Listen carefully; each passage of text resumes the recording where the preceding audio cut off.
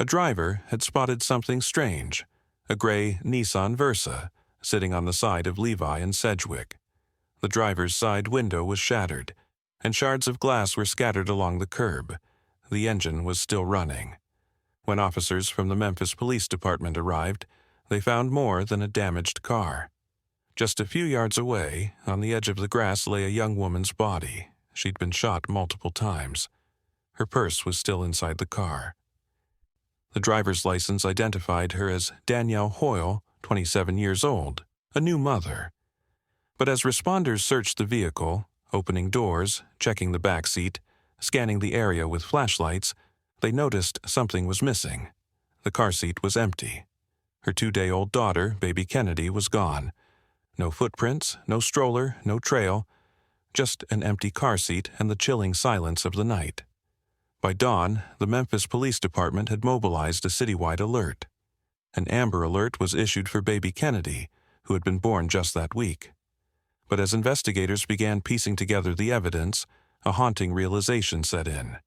Whoever had attacked Danielle had also taken her baby and had vanished without a trace. Speculations spread fast. Was this a random act of violence, a kidnapping gone wrong? Or something more personal, a crime that began within Danielle's most trusted circle? No one yet knew. But in the following hours, investigators would uncover a truth darker than anyone could have imagined, one that would expose hidden resentments, broken promises, and the devastating choices made behind closed doors. Over the next hour, we'll follow the frantic investigation, the shocking revelations, and the painful pursuit of justice, and ask one question that still haunts this case. Could this tragedy have been prevented? Before the headlines, the police tape, and that terrible night, there was Danielle Hoyle. At 27, Danielle was the kind of person her friends described as quiet but full of light. She lived in Memphis, Tennessee, working at FedEx, one of the city's biggest employers. She wasn't wealthy, but she was steady, dependable, soft-spoken, and deeply devoted to her family. Her mother, April Campbell, said Danielle had always been a homebody, the type who wanted to do things the right way, take care of her family, and stay out of trouble. For years, Danielle had dreamed of becoming a mother. When she found out she was pregnant in 2021, her family says she was overjoyed. She'd started collecting baby clothes early, talking about names, nursery colors, and posting messages of hope for her daughter's future. Then, on January 29, 2022, that dream came true. Danielle gave birth to a healthy baby girl, Kennedy Hoyle. Only 2 days old, Kennedy was delicate, small, and perfect. Danielle's mother, April, recalled that she got to hold her granddaughter for just 1 hour before tragedy struck. 1 single hour. To her, Kennedy was a miracle, a tiny, beautiful start of a new chapter in their lives. Memphis, and specifically Whitehaven, is a working-class area in the city's South End, a community where families know each other, but crime has been a long-standing shadow. In 2022, violent incidents were rising. Domestic disputes, shootings, and robberies appeared often in local headlines. Still, no one could have imagined something like this. Not here, not to someone like Danielle. At the time of Kennedy's birth, Danielle was adjusting to motherhood. She lived with support from her mom and family members, balancing those first exhausting days of feeding schedules and newborn care. Her loved ones say she was proud, taking pictures, sending updates, talking about plans for Kennedy's first doctor's visit. She was doing what every new mom does, learning, loving, and hoping. Danielle's family described her as loyal to a fault, someone who believed people could change, even when they'd hurt her. In her past, she had been in a relationship with a man named Brandon Isabel, Kennedy's father. The relationship had been on and off, complicated, and filled with uncertainty. They weren't together when the baby was born, but he was aware of Kennedy and knew she was his daughter. At the time of the birth, Isabel was reportedly seeing another woman, Artisha Stewart, according to case documents referenced in court coverage. It was a tense dynamic. Danielle was raising a newborn, while Isabel was involved elsewhere. Still, Danielle seemed determined to co-parent. She wanted Kennedy to know her father, even if the relationship between the adults didn't survive. But beneath that hope, there were quiet tensions. Friends later told police that Danielle had recently confided worries about the baby's father, that he was distant, sometimes unresponsive, and conflicted about what role he wanted to play. According to public statements and interviews with her family, Danielle never expressed fear, just disappointment. She wanted peace. She wanted stability. Still, there were subtle hints that something wasn't right. Shortly before her death, Danielle told her mom she was planning to meet someone about baby clothes, a simple errand. Nothing seemed unusual. She left home that night as she always did, calm, responsible, promising she'd be back soon. No one could have imagined that those words, "I'll be right back," would be the last her family ever heard. Danielle had spent months preparing for motherhood. But in less than 3 days, everything she built would be gone. And it would all begin with a single meeting she never should have agreed to. In the days leading up to February 1st, 2022, nothing about Danielle Hoyle's life seemed extraordinary. She was a new mom, sleep-deprived, hopeful, and determined to give baby Kennedy the best start she could. Her mother was helping when she could. Her friends said she was glowing with the kind of exhaustion that only new mothers understand. But quietly, in the background, there were signs of strain, the kind that only becomes clear after tragedy. According to court documents and local reports, Danielle and Kennedy's father, Brandon Isabel, had been on rocky terms. They'd known each other for a while, and Danielle had hoped things would improve once the baby was born. But Brandon was distant. He wasn't showing the same joy or attachment Danielle had expected. In fact, he'd told friends and family that he wasn't ready to be a father, that the situation had complicated his life. To Danielle, that wasn't an excuse. She wanted Kennedy to have both parents involved. Still, she refused to argue. Those close to her said Danielle believed time would fix things, that Brandon would eventually come around once he held his baby in his arms. She didn't realize that time was running out. It was a cold Tuesday evening in Whitehaven, Memphis.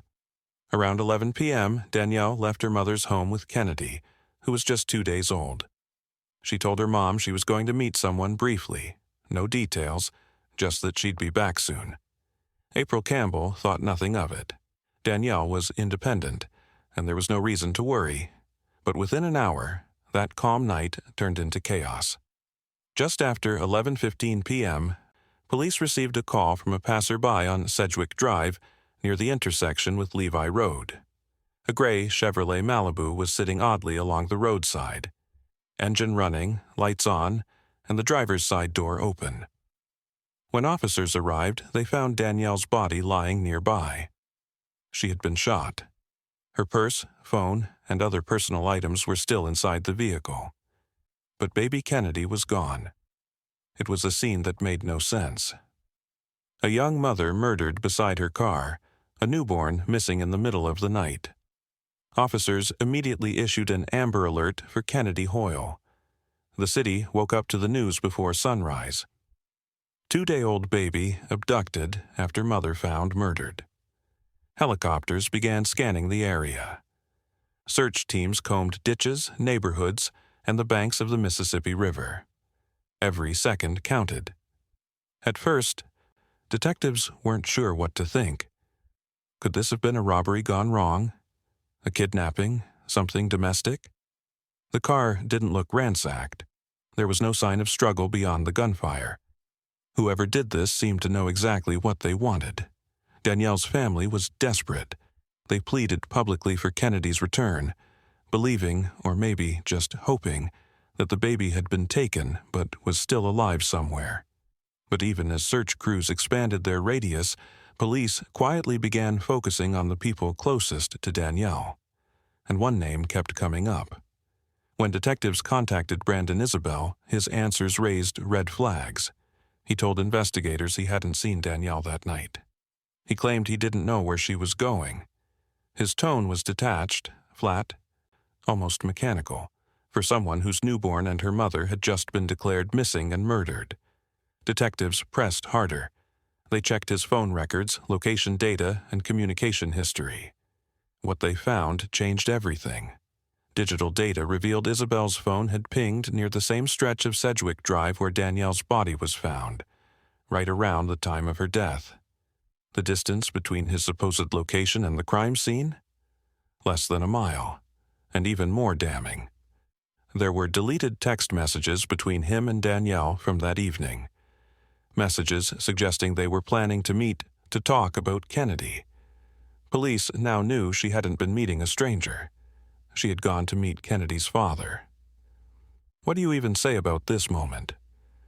A young mother trying to do the right thing and meeting the one person she thought she could trust. What are your thoughts on how easily love can turn dangerous? Following Isabel's interrogation, officers executed search warrants for his phone, vehicle, and residence. They also began scouring non-public areas of the Mississippi River, following tips and cell tower traces. But as hours turned into days, hope began to fade. Isabel's story kept changing. First, he denied involvement. Then, when presented with evidence, he admitted to meeting Danielle, but insisted he left her alive. Detectives knew he was lying. They had his GPS data, timestamps, and surveillance video near the area. He was running out of lies. At first, he denied everything, then he told half-truths. But when the evidence cornered him, what he confessed next silenced the entire room. By the time February 1st rolled around, Danielle Hoyle was just 2 days into motherhood. Her daughter Kennedy weighed barely 6 pounds, a tiny bundle of pink blankets and soft cries. That evening, Danielle got a text. Investigators later confirmed it came from Brandon Isabel. He wanted to meet, supposedly to exchange baby items and talk about how they'd co-parent. For Danielle, this sounded like progress, the first real sign that he might step up as a father. She agreed. Just before 11 p.m., Danielle left her mother's home in her gray Chevrolet Malibu, baby Kennedy secured in her car seat. Her mother remembered watching the taillights disappear down the street, never imagining it would be the last time she'd see her daughter alive. Roughly 45 minutes later, multiple gunshots echoed across the quiet Whitehaven neighborhood. When officers arrived at Levi Road and Sedgwick Drive, they found Danielle's car idling on the curb. The driver's window was shattered. Her purse was still on the seat. Her phone lay on the pavement. And just a few feet away, Danielle's body. She had been shot 5 times, including in the head and neck. The medical examiner would later confirm that she died almost instantly. There were no defensive wounds, no signs she ever saw it coming.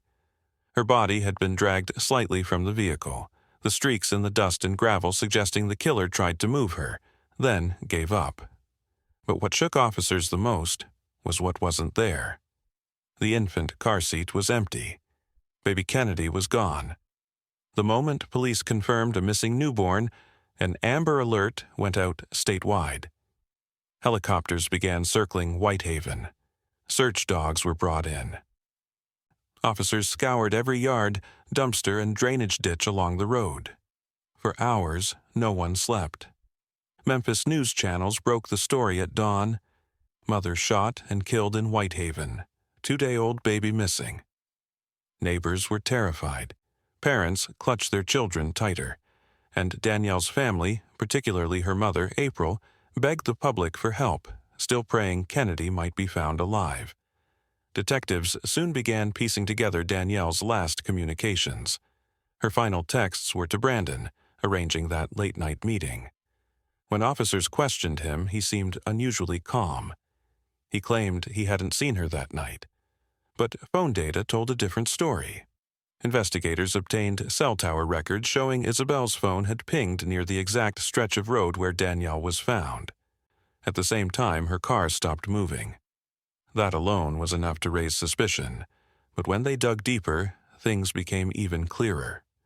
Surveillance footage captured Isabel's car, a dark sedan, in the area shortly before the shooting, and again less than an hour later on Mud Island, a peninsula along the Mississippi River. When confronted with this, Isabel began to backpedal. He admitted meeting Danielle but claimed they argued and that she drove off alive. Detectives pressed harder. The evidence didn't fit his story. There were no signs of anyone else at the scene, and Danielle's phone records stopped abruptly right when his did. As the interrogation wore on, Isabel's tone changed. What began as denial turned into a grim confession, one that shocked even seasoned investigators. According to court affidavits, Isabel eventually told police that he had lured Danielle out under false pretenses. He said he shot her, took baby Kennedy, and, in his own words, threw the baby into the river. At first, he claimed it was an accident, that Kennedy somehow slid out of her car seat. But then he changed his story again, admitting that after killing Danielle, he drove to Mud Island, where he ended Kennedy's life and discarded her body into the Mississippi River. He said he then threw away the gun and car seat in separate locations to hide the evidence. The moment that confession hit the desk, the investigation shifted. Dozens of officers, firefighters, and divers descended on Mud Island. They brought sonar equipment, drones, and boats, combing the muddy current of the river for any sign of the newborn. For days, nothing. Then, near the riverbank, a search team discovered something small and heartbreaking: a baby hat. It matched the one Kennedy had been wearing. Despite the find, no body was ever recovered. The Mississippi River is wide, cold, and unforgiving. How do you even process this? A young mother just trying to co-parent, a newborn whose life hadn't even begun. What are your thoughts on how something like this could happen? I'm reading every comment. When the news broke that Brandon Isabel had confessed, Memphis was outraged. People who'd volunteered in the search for Kennedy broke down in tears. Strangers left stuffed animals near the Whitehaven intersection, turning it into a makeshift memorial. Danielle's family could hardly speak. They had lost both daughter and granddaughter in the same night, and even with an arrest, there was no closure. During his confession, Isabel described disposing of Kennedy's body somewhere in the river. He couldn't pinpoint the exact spot. For investigators, that meant no closure, no burial, no goodbye. But his admission gave prosecutors everything they needed to charge him with 2 counts of first-degree murder, one for Danielle, one for Kennedy, along with murder and perpetration of kidnapping, tampering with evidence, and abuse of a corpse. And just like that, what began as a quiet night in Whitehaven turned into one of the most heartbreaking cases Memphis has ever seen. Detectives knew from the start that Danielle's case would rely almost entirely on forensics and digital evidence. There were no eyewitnesses, no surviving victims, and no physical body for baby Kennedy. The intersection of Levi Road and Sedgwick Drive was taped off for days. Crime scene techs combed the area inch by inch, collecting 5.9mm shell casings, fragments of shattered window glass, and a streak of blood that led from the car to where Danielle's body was found. Her phone, recovered near the curb, was crucial. It still contained the last messages between her and Brandon Isabel, including the ones where he suggested meeting to talk things out. Investigators also lifted shoe prints from the dust beside the Malibu. They weren't clear enough to make an exact match, but their direction, moving from the driver's side toward a second vehicle's tire marks, told police the killer didn't act randomly.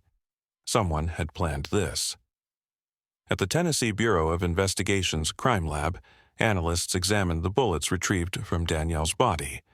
All were consistent with the same handgun, a 9mm semi-automatic, though no firearm had been recovered. Gunshot residue was later found on the driver's side door and partially on Danielle's coat sleeve, consistent with a close-range shooting while she was still inside or just exiting the car. DNA tests on blood smears inside the Malibu confirmed that one sample matched Danielle. The other, though faint, had a partial male profile, later matched through comparison to Brandon Isabel's buccal swab after his arrest. This single forensic link, though partial, became one of the anchors of the state's case. Next came the phones. Investigators pulled cell tower data for both Danielle's and Brandon's devices. At 10:41 p.m., Danielle's phone pinged near her home. By 10:59, it had moved to Whitehaven, the area where she was found. Minutes later, her signal went dead. Brandon's phone mirrored that same path, leaving his home near 10:30, hitting the Whitehaven cell tower by 11 Hoag, and then traveling north toward Mud Island around 11:45 p.m. That digital breadcrumb trail, exact, time-stamped, and undeniable, became the silent witness neither could silence. Investigators also reviewed surveillance footage from businesses along the route. One nearby gas station caught a silver sedan resembling Brandon's car turning off Levi Road not long after gunshots were reported. Another camera on Mud Island Drive picked up the same car moments later. The timestamps aligned perfectly with both phones' activity. The next morning, specialized search teams from the Memphis Police Department, Shelby County Sheriff's Office, and Mississippi River Unit gathered along the banks near the Mud Island boat ramp. The Mississippi River that week was high and fast, muddy, filled with debris, its undercurrent dangerous. Divers went in anyway. They scanned the riverbed using sonar, drones, and rescue boats equipped with long hooks. They searched for hours. What they found instead was gut-wrenching. A small pink baby hat snagged near a branch not far from the shore. It was later identified by Danielle's mother as the same hat baby Kennedy had worn the night she was taken. But there was no sign of a body, no car seat, no weapon. Every day that passed made recovery less likely. When police executed a search warrant at Brandon Isabel's home, they discovered receipts and surveillance footage from a nearby Walmart. He'd stopped there just hours before the murder, purchasing items including towels, gloves, and cleaning supplies. That suggested premeditation, not a spontaneous act. Investigators also noted that after the murder, Isabel had changed clothes, dumped his phone for a short period, and later reactivated it, a pattern consistent with attempts to destroy or distance digital evidence. Even with his confession, investigators needed proof. Courts require corroboration, something tangible linking a statement to reality. They compared his interview to the data trail. He said he met Danielle in Whitehaven. Phone data confirmed. He said he went to Mud Island. GPS confirmed. He said he discarded the weapon in the river. Sonar scans revealed metallic debris, though no firearm was identified. His details lined up too precisely to be a coincidence. When detectives asked why, Isabel's responses changed. First claiming panic, then anger, then a chilling statement of intent. According to the affidavit, he said, "I didn't want to be a father. I didn't want to do this anymore." That line would echo through every court proceeding that followed. By this point, Memphis was gripped. News outlets aired daily updates, divers in the river, candlelight vigils in Whitehaven, community leaders urging patience and justice. Reporters quoted Police Chief C.J. Davis, who said, "This case has broken the hearts of our entire department. We will not stop until every part of this tragedy is fully investigated." Still, without Kennedy's body or the murder weapon, prosecutors knew their case would hinge on forensics, confession corroboration, and public trust in the investigative process. For weeks, the search continued. Volunteers scoured both sides of the Mississippi. Boats, dogs, and drones, nothing more was found. Then, in mid-February, after all the data had been reviewed, the prosecutor's office announced 2 counts of first-degree murder, 1 for Danielle Hoyle, 1 for Kennedy Hoyle. And even though the baby's body was never recovered, they were confident they had enough. If you believe stories like Danielle and Kennedy's deserve to be told, to make sure their names aren't forgotten, please take a second to subscribe and like this video. It helps more people hear their story.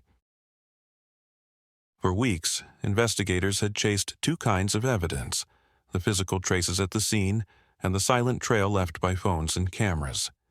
Each line of data narrowed the map of that night. But then the case took an unexpected turn when a name from the background arrived squarely into view.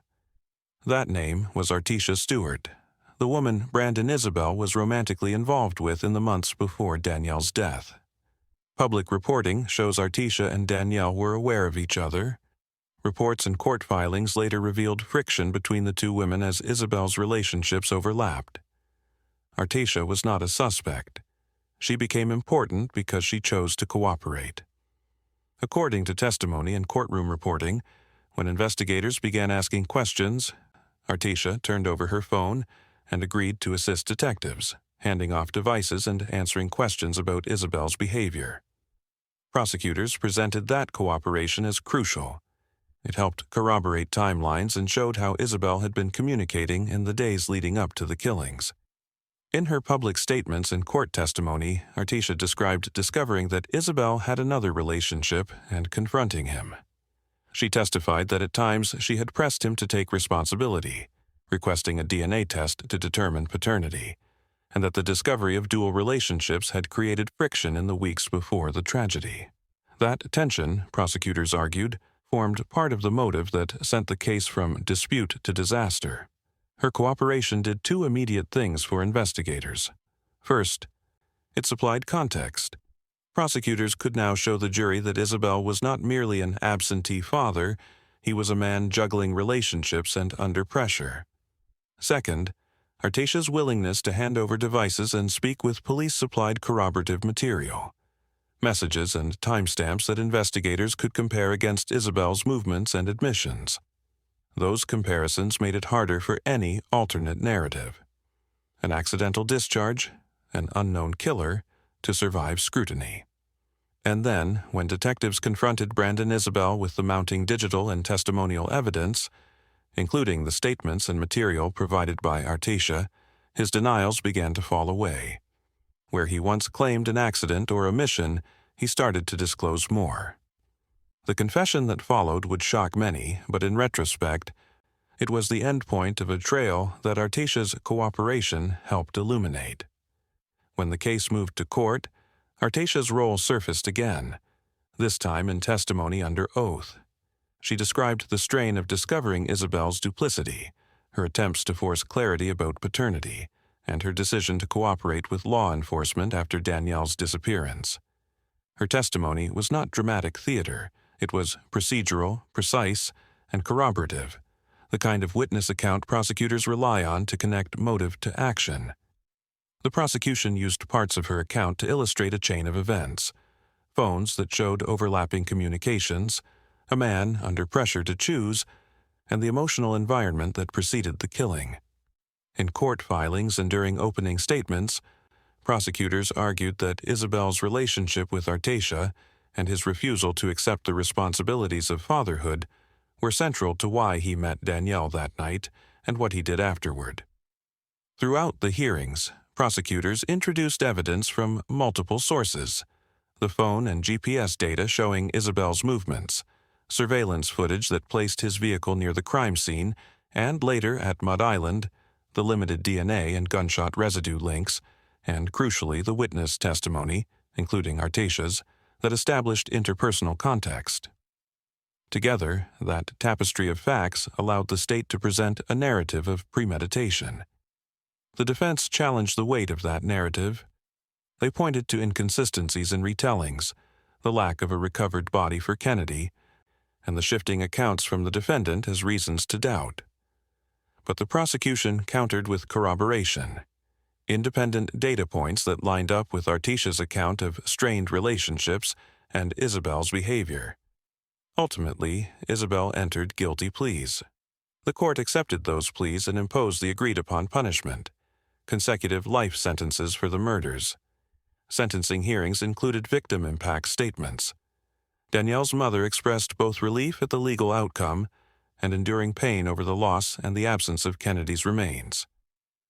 Artesia was present in the courtroom reporting as a cooperating witness earlier in the process, and her statements had helped prosecutors secure the path to conviction, not because she accused anyone of direct participation, but because she furnished the background that turned disparate pieces of evidence into a coherent motive.